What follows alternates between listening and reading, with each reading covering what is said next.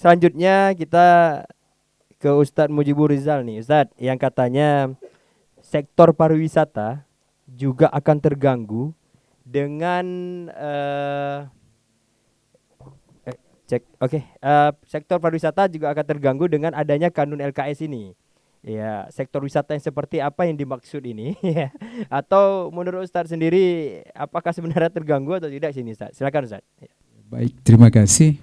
Saya coba menceritakan pengalaman kami sebagai praktisi pariwisata 10 tahun ya. Jadi termasuk ketika kita menggagas visit Banda Aceh tahun 2011, Banda Aceh Bandar Wisata Islam, kemudian 2013 kita menggagas visit Aceh, dan 2016 The Lake of Aceh, wisata halal Aceh begitu ya.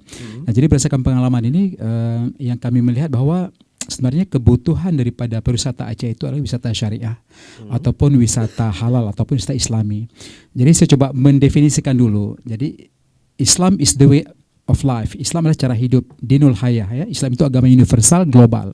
Islam mengatur semua tata cara hidup dari semua aspek kehidupan, ekonomi, pendidikan, budaya, hiburan, kemudian pertanian, teknologi, termasuk dalam bidang pariwisata. Jadi ketika Aceh melagangkan sebagai sebuah provinsi syariah, tentulah dalam pelaksanaan aktivitas kehidupan masyarakatnya juga dalam konteks syariah, termasuk dalam bidang pariwisata. Nah, lebih-lebih lagi ketika Aceh telah membranding diri sebagai destinasi halal. Aceh terpilih sebagai 12 provinsi masuk destinasi halal Indonesia ya. Kemudian juga Aceh pernah memenangkan yaitu the best halal cultural destination, itu di peringkat dunia ya. Kemudian world best airport halal gitu. Jadi berbicara halal di sini maksudnya kalau tingkatan pariwisata itu halal, kemudian Islami, syariah. Tapi kita coba klasifikasikan ini sebagai satu pemahaman yang sama begitu ya.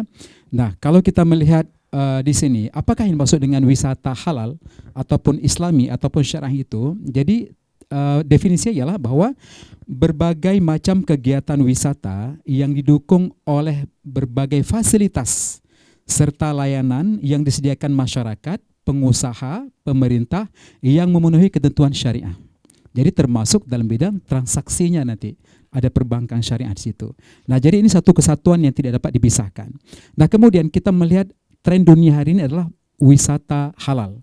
Halal tourism ya. Jadi dari wisata konvensional di dunia pun berubah menjadi halal tourism ya. Dan ini bukan saja digagas oleh negara-negara muslim, bahkan negara non-muslim pun melakukannya. Cina, kemudian juga Jepang, Italia, Argentina ya, apa urusan negara Maradona ya, tapi juga buat konsep wisata halal. Kemudian India dan banyak negara lainnya, Switzerland dan sebagainya. Nah, jadi kenapa kita sebagai masyarakat muslim terbesar di dunia, Indonesia, bahkan Aceh sebagai provinsi satu yang melaksanakan syariat Islam menjadi kaku dalam hal ini? Kita minder, padahal ini peluang kita seperti itu ya. Nah, jadi kalaulah negara-negara di luar itu mampu membuat, kenapa kita tidak mampu membuat? Apa yang mereka lakukan? Ketika hari ini tren dunia kepada wisata konvensional, kepada wisata halal, maka negara-negara muslim pun melakukan itu, menyediakan fasilitas ibadah untuk masyarakat muslim. Kemudian juga menyediakan makanan-makanan yang halal, termasuk kebutuhan-kebutuhan dalam perjalanan traveler ya, termasuk perbankan, bahkan beberapa negara-negara membuka cabang di berbagai negara non-muslim itu sendiri. Nah, ini bukan persoalan sebenarnya ya.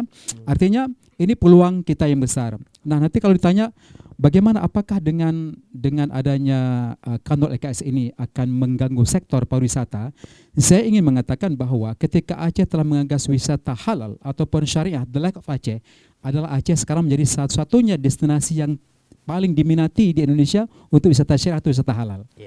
Kita dengan apa yang kita miliki, bahkan kita lihat bahwa pangsa pasar kita ini adalah Asia Tenggara, yaitu ASEAN ya, Malaysia terutama, Singapura, Brunei, kemudian juga Thailand.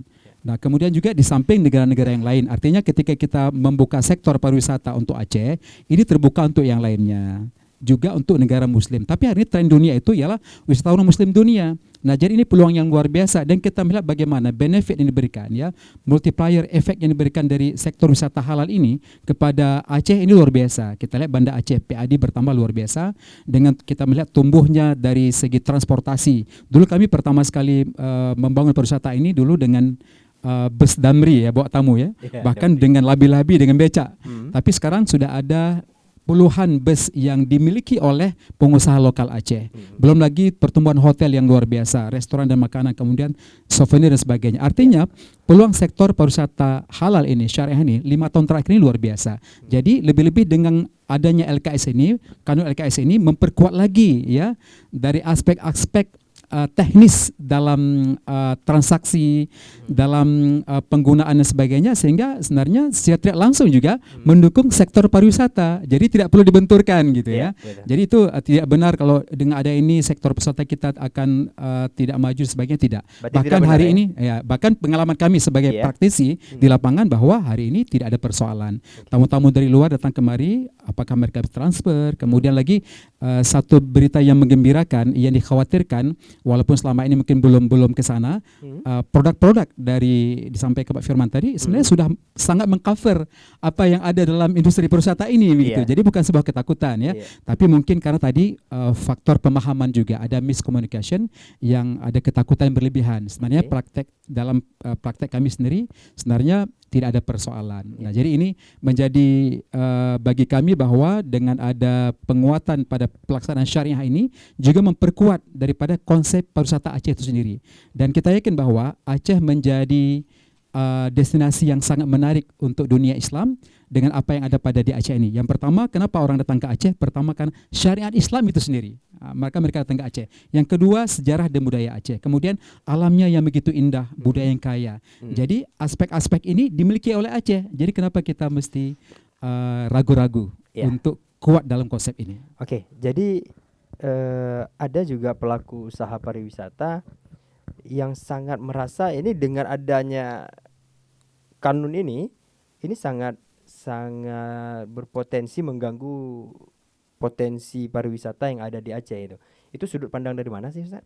Ya, mungkin kan Kalau pendapat Ustaz? mungkin kan ini yang ditakutkan misalnya wisatawan dari yang non muslim katakanlah ya, dari Eropa, kemudian dari barat dan sebagainya gitu, mungkin karena perbankan dan sebagainya. Tapi kita melihat bahwa yang paling banyak datang ke Aceh itu justru wisatawan muslim, dan perbandingan jauh sekali begitu ya. Dan kita sudah melihat bagaimana yang datang kira-kira beberapa tahun lalu kita buat survei bahwa 7 negara dari barat termasuk China dan Jepang yang datang ke Sabang, kemudian dengan yang datang ke Banda Aceh ya, itu spending money-nya atau perbelanjaan mereka lakukan itu sangat lebih besar daripada wisatawan muslim.